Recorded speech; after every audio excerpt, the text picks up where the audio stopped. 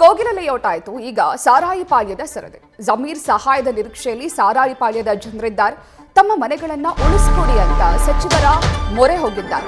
ನಿನ್ನೆ ಥಣಿ ಸಂದ್ರದ ಸಾರಾಯಿ ಪಾಳ್ಯದಲ್ಲಿ ಬಿಡಿಎ ಒತ್ತುವರಿ ತೆರವನ್ನ ಮಾಡ್ತಾ ಇತ್ತು. ಸುಮಾರು 60ಕ್ಕೂ ಹೆಚ್ಚು ಮನೆ, ಗೋಡೌನ್, ಗ್ಯಾರೇಜ್ಗಳನ್ನ ತೆರವು ಮಾಡಲಾಗ್ತಾ ಇದೆ. ಆದ್ರೆ ನೋಟಿಸ್ ಅನ್ನ ಕೊಡದೆ ಏಕಾಏಕಿ ಡೆಮಾಲಿಷನ್ ಮಾಡಲಾಗ್ತಾ ಇದೆ ಎನ್ನುವಂತಹ ಆರೋಪ ಕೇಳಿ ಬಂದಿದೆ.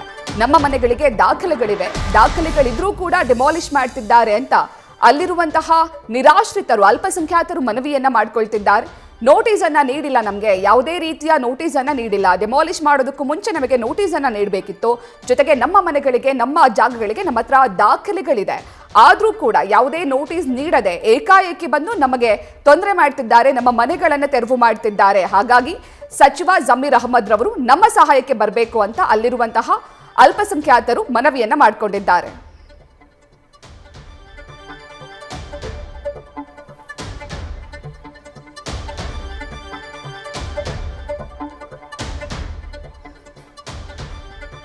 ಈ ಬಗ್ಗೆ ನಮ್ಮ ಪ್ರತಿನಿಧಿ ಭರತ್ ಸಾರಾಯಿ ಪಾಳ್ಯದ ಜಾಗದಿಂದ, ಒತ್ತುವರಿ ತೆರವಾದಂತಹ ಜಾಗದಿಂದ ಪ್ರತ್ಯಕ್ಷ ವರದಿಯನ್ನ ನೀಡಿದ್ದಾರೆ. ಬನ್ನಿ ನೋಡೋಣ. ಕೋಗಿಲೆ ಲೇಔಟ್ ಬಳಿಕ ಬೆಂಗಳೂರಲ್ಲಿ ಮತ್ತೊಂದು ಬೃಹತ್ ಡೆಮಾಲಿಷನ್ ಆಗ್ತಾ ಇದೆ. ಈ ಬಾರಿ ಬಿಡಿಎ ಕಡೆಯಿಂದ ಡೆಮಾಲಿಷನ್ ಆಗ್ತಾ ಇರುವಂಥದ್ದು. ಸದ್ಯ ನಾನು ಆ ಸ್ಪಾಟಲ್ಲಿ ಇದ್ದೀನಿ. ಥಣಿಸಂದ್ರ ಮುಖ್ಯ ರಸ್ತೆಯ ಸಾರಾಯಿ ಪಾಳ್ಯದಲ್ಲಿ ಡೆಮಾಲಿಷನ್ ಆಗ್ತಾ ಇದೆ. ನೀವು ಗಮನಿಸ್ತಾ ಇದ್ದೀರಾ, ಇದೇ ಡೆಮಾಲಿಷನ್ ಆಗ್ತಾ ಇರುವಂತಹ ಜಾಗ. ಅಂದರೆ ಬೆಳಗ್ಗೆ 7 ಗಂಟೆಯಿಂದಲೂ ಕೂಡ ಇಲ್ಲಿ ಡೆಮಾಲಿಷನ್ ಕಾರ್ಯ ಆಗ್ತಾ ಇದೆ. ಸುಮಾರು 2.25 ಎಕರೆ ಪ್ರದೇಶ ಇದು ಬಿಡಿಎಗೆ ಸಂಬಂಧಪಟ್ಟಂತಹ ಜಾಗ ಇದು. ಈ ಜಾಗದಲ್ಲಿ ಅಕ್ರಮವಾಗಿ ಮನೆಗಳನ್ನು ನಿರ್ಮಾಣ ಮಾಡಿಕೊಂಡಿದ್ದಾರೆ ಅಂತೇಳಿ ಈಗ ಬಿಡಿಎದವರು ತೆರವು ಮಾಡ್ತಾ ಇರುವಂಥ ಕೆಲಸವನ್ನು ಮಾಡ್ತಾ ಇದ್ದಾರೆ. ಸುಮಾರು 60ಕ್ಕೂ ಅಧಿಕ ಮನೆಗಳನ್ನು ಈಗಾಗಲೇ ಡೆಮಾಲಿಷನ್ ಮಾಡುವಂಥ ಕೆಲಸ ಆಗಿದೆ. ಸಾಕಷ್ಟು ಮನೆಗಳಿದ್ದಾವೆ, ಸಾಕಷ್ಟು ಗೋಡಾನ್ ಇದ್ದಾವೆ, ಸಾಕಷ್ಟು ಗ್ಯಾರೇಜ್ಗಳಿದ್ದಾವೆ. ಮತ್ತೊಂದು ಭಾಗದಲ್ಲಿ ಒಂದು ಮಸೀದಿ ಕೂಡ ಇದೆ. ಅಂದರೆ ಮುಸ್ಲಿಮ ಸಮುದಾಯ, ದಲಿತ ಸಮುದಾಯದವರು ಹೆಚ್ಚಿರುವಂತಹ ಒಂದು ಪ್ರದೇಶ ಇದು. ಅಂದರೆ ಈಗಾಗಲೇ ಅಕ್ರಮವಾಗಿ ಮನೆಗಳು ಕಟ್ಟಿದ್ದಾರೆ ಅನ್ನೋ ಕಾರಣಕ್ಕೆ ಬಿಡಿಎ ಡೆಮಾಲಿಷನ್ ಮಾಡ್ತಾ ಇದೆ. ಆದರೆ ಸ್ಥಳೀಯರು ಸಾಕಷ್ಟು ವಿರೋಧಗಳನ್ನು ವ್ಯಕ್ತಪಡಿಸ್ತಾ ಇದ್ದಾರೆ. ಯಾಕಂತ ಹೇಳಿದ್ರೆ ನಾವು 15-20 ವರ್ಷಗಳಿಂದ ಈ ಜಾಗದಲ್ಲಿ ಇದ್ದೀವಿ, ಸೊ ನಮಗೆ ಹಕ್ಕುಪತ್ರಗಳಿದ್ದಾವೆ. ರೀಸೆಂಟಾಗಿ ಈ ಖಾತ ಕೂಡ ಮಾಡಿದ್ದಾರೆ. ಆ ಸಂದರ್ಭದಲ್ಲಿ ಕೂಡ ಯಾರೂ ನಮಗೆ ಅಕ್ರಮ ಮನೆಗಳಂತ ಯಾರೂ ಹೇಳಲೇ ಇಲ್ಲ.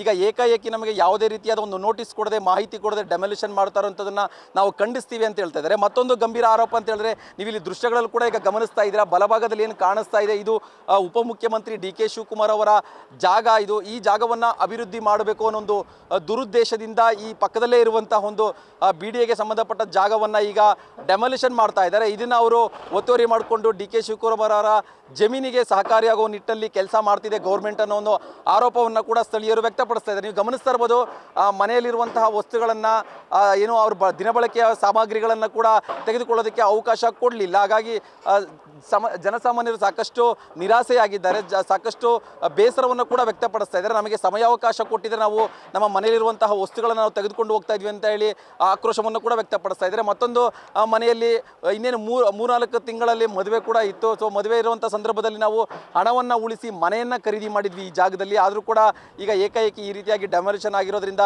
ಸಾಕಷ್ಟು ಸಮಸ್ಯೆ ಆಗ್ತಿದೆ ಅಂತ ಹೇಳ್ತಾರೆ. ಗಮನಿಸುವ ದೃಶ್ಯದಲ್ಲೂ ಕೂಡ ಓರ್ವ ಮಹಿಳೆ ಕಣ್ಣೀರನ್ನು ಹಾಕ್ತಾ ಇದ್ದಾರೆ. ತಾವಿದ್ದಂತಹ ಮನೆ ಏಕಾಏಕಿ ಈಗ ಡೆಮಾಲಿಷನ್ ಆಗಿರುವಂಥ ಕಾರಣ ನಾನು ಏನು ಮಾಡಲಿ, ಎಲ್ಲಿ ಹೋಗಲಿ, ನಮ್ಮ ಮನೆಯವರೆಲ್ಲ ಎಲ್ಲಿ ಮಲಗಬೇಕು ಅನ್ನೋ ಒಂದು ನಿಟ್ಟಿನಲ್ಲಿ ಈಗ ಕಣ್ಣೀರು ಆಗ್ತಾ ಇರುವಂಥ ದೃಶ್ಯಗಳು ಕೂಡ ಕಾಣಿಸ್ತಾ ಇದೆ. ಒಟ್ಟಾರೆ ರೀಸೆಂಟಾಗಿ ಕೋಗಿಲೆ ಲೇಔಟ್ನಲ್ಲಿ ದೊಡ್ಡ ಮಟ್ಟದ ಡೆಮಾಲಿಷನ್ ಆಯಿತು. ಅಲ್ಲೂ ಕೂಡ ಇನ್ನೂ ಸಮಸ್ಯೆ ಬಗೆಹರಿದಿಲ್ಲ. ಅಂದರೆ ಸರ್ಕಾರದಿಂದ ಪುನರ್ವಸತಿ ಕಲ್ಪಿಸ್ತೀವಿ ಅನ್ನೋ ಒಂದು ಭರವಸೆ ಕೊಟ್ಟು ಅಲ್ಲೂ ಕೂಡ ಸಾಕಷ್ಟು ಗೊಂದಲ ಸೃಷ್ಟಿಯಾಗಿದೆ. ಈ ನಡುವೆ ಬಿಡಿಎ ಕಡೆಯಿಂದ ಈಗ ಮತ್ತೊಂದು ಬೃಹತ್ ಒತ್ತುವರಿ ತೆರವು ಕಾರ್ಯಾಚರಣೆ ಆಗಿದೆ. ಇದು ಕೂಡ ಸಾಕಷ್ಟು ಗೊಂದಲಗಳಿದೆ. ಯಾಕಂದರೆ ಎಲ್ಲ ದಾಖಲೆಗಳಿದೆ, ಎಲ್ಲ ಸಂಬಂಧಪಟ್ಟಂಥ ವಿವರಗಳಿದ್ದರೂ ಕೂಡ ನಮ್ಮ ಮನೆಗಳನ್ನು ಡೆಮಾಲಿಷ್ ಮಾಡಿದ್ದಾರೆ ಅಂತೇಳಿ ಸ್ಥಳೀಯರು ಕೂಡ ಸಾಕಷ್ಟು ಆಕ್ರೋಶವನ್ನು ವ್ಯಕ್ತಪಡಿಸ್ತಾ ಇದ್ದಾರೆ. ಕ್ಯಾಮರಾ ಪರ್ಸನ್ ಪ್ರಶಾಂತ್ ಜೊತೆ ಭರತ್ ಕೃಷ್ಣಪ್ಪ, ನ್ಯೂಸ್ ಫಾಸ್ಟ್, ಬೆಂಗಳೂರು. 3 ತಿಂಗಳಾಗಿದೆ, ಎಲ್ಲ ಡಾಕ್ಯುಮೆಂಟ್ ಕೂಡ ಪಕ್ಕಾ ಇದೆ ನಮ್ಮದು.